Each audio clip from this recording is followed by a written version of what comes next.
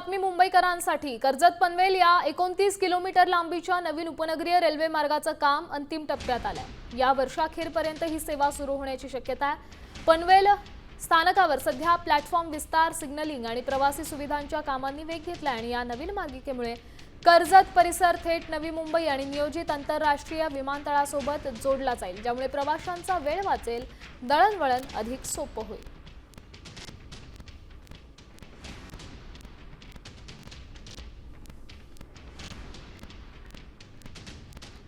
कर्जत पनवेल मार्ग हा 29 किलोमीटर लांबीचा आहे।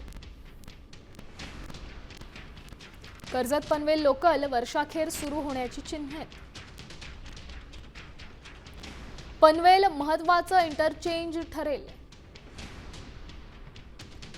विमानतळ आणि नवी मुंबई सोबत थेट कनेक्टिव्हिटी होईल।